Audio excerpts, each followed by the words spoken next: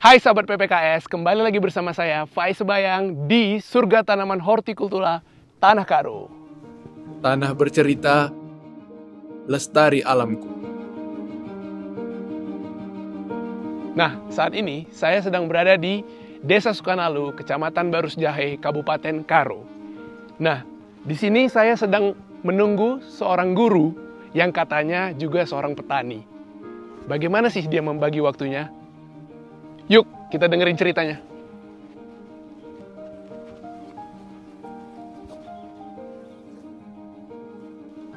Halo, Bang Faiz. Halo, Pak Lunas.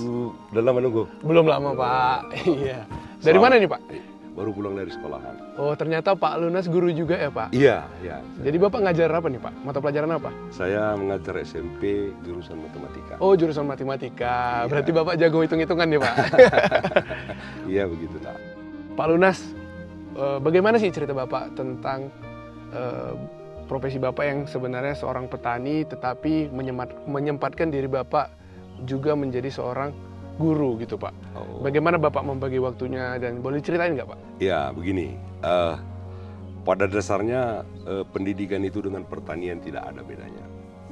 Karena di pertanian kita mendidik sebiji sesawi berupa bibit, sehingga menghasilkan. Demikian juga seorang guru. Kita mendidik anak yang lugu dan tidak berilmu menjadi orang yang berguna seperti kamu ini menjadi. Begitu ya. Terima kasih, Itulah Pak. guru itu dengan pertanian. Artinya ada hubungannya ya, Pak? Ada Pertanian hubungannya, dengan sama-sama guru. sangat membahagiakan. Sama-sama sangat membahagiakan ya, Pak. membahagiakan. Luar biasa sekali Pak Lunas nih ya, Pak. Jadi Pak Lunas itu ngajar tuh dari pagi tuh Ya, pagi sampai siang ya, Pak. Iya. Jadi untuk kelahannya itu kira-kira setelah pulang sekolah gitu, Pak? Iya, itu begini. Sekarang juga anak-anak di sekolah bukan harus selalu diajari, tetapi mendidik dia untuk mau belajar. Jadi fungsi guru sebagai manajemen. Oh, fungsi guru. Fungsi guru sebagai manajemen. Jadi ini pun ini saya berladang ini sampai lama manajemen. Ada orang yang saya suruh untuk membedeng, ada orang yang saya didik untuk ini, ada yang orang suruh. Jadi sudah berhasil itu ya sudah kan begitu. Iya betul. Nah, itu kesamaannya. Sama seperti mendidik murid ya, Pak. Iya. Ketika menanam wortel ini berhasil, mendidik murid juga berhasil. Juga berhasil. Itu, ya. Ya, Pak Lunas, ini kan saya lihat-lihat nih, Pak. Oke. Lahan pertanian Bapak, lahan wortel Bapak ini kan luas ya kan, Pak. Iya. Artinya kan penghasilan dari lahan ini juga pastinya besar ya, Pak. Iya. Tapi saya heran nih, kenapa Bapak masih sempat mendedikasikan diri Bapak ini untuk mengajar anak sekolah, Pak? Apa motivasinya, Pak? Iya, begini. Saya ulangi seperti yang tadi. Bertani dan mendidik itu sama-sama membahagiakan. Jadi hasil bertani ini itu berupa harta benda. Kalau mendidik itu menghasilkan anak yang berhasil. Anak yang berhasil itu bisa memberikan kebahagiaan bagi guru. Kalau harta belum tentu juga. Oh. Nah, jadi mendidik itu tidak Begitu ya, Pak? tidak mungkin ditinggalkan. Iya, Pak.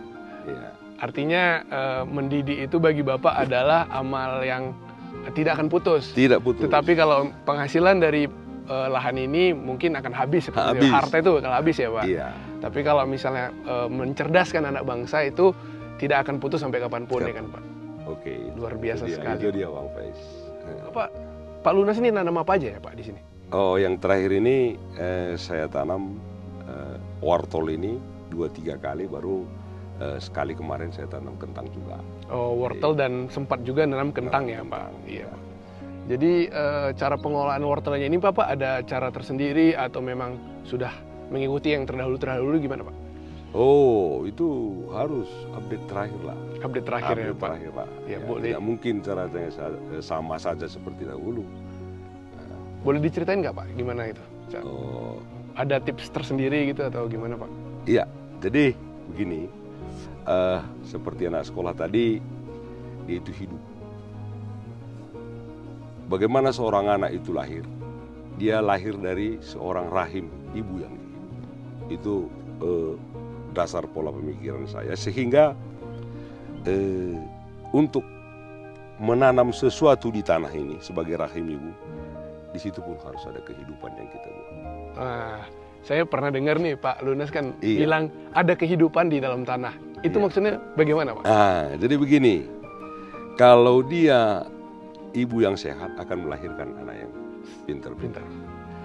Kalau tanah ini juga ada kehidupan, apa resepnya, itulah yang terakhir ini ada sebuah ilmu baru yang disebut dengan ilmu hayati. Ilmu hayati. Ilmu hayati yang menjadi solusi of sustainable. Solusi of sustainability ya Pak. Iya. Iya Pak, boleh nggak dikasih tahu nih Pak, apa sih kira-kira rahasia dari kesuburan tanah Bapak ini? Iya, perawatan tanah ini utama adalah menghidupkan kehidupan di dalam tanah dengan memberikan pupuk hayati yang bernama Vertomax. Oh, Vertomax. Vertomax.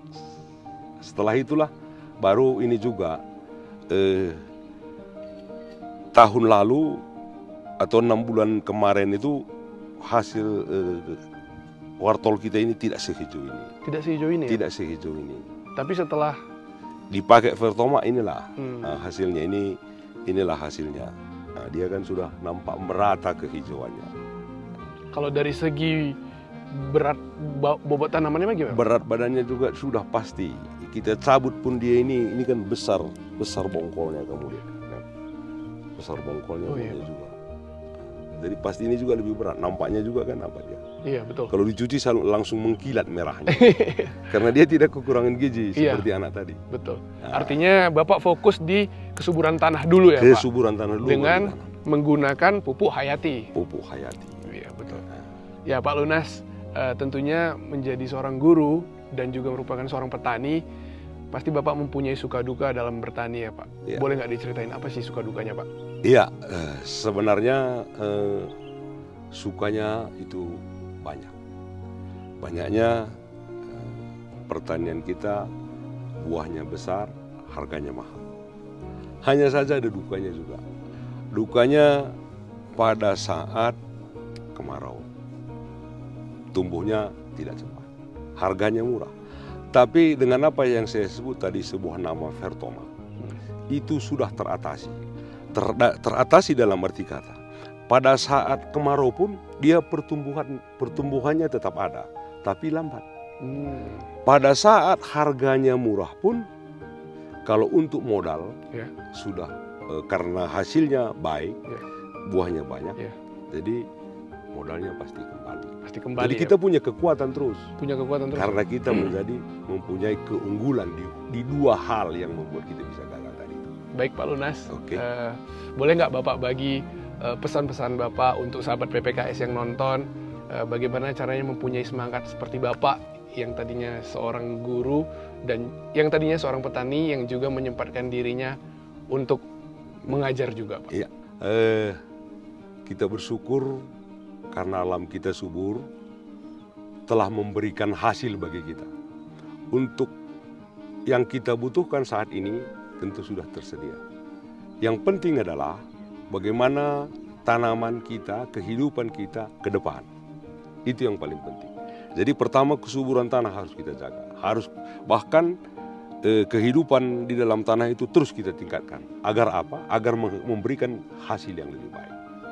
Karena semakin baik tanahnya, semakin baik hasilnya. Artinya semakin kita tua, semakin kita kurang tenaga kita untuk bekerja, bahkan di situ kita punya hasil yang lebih baik. Dengan demikian, maka pakailah Vertomax. Jangan lupa. Luar biasa sekali. Murah juga kan? Murah juga. Mengaplikasikannya mudah. Aplikasi mudah dan juga murah ya Pak. Artinya untuk biaya pemupukan semuanya lebih efisien. Efisien. Tumbuh maksimal bersama Vertomax. Terima kasih banyak. Sampai jumpa di episode Tanah Bercerita selanjutnya.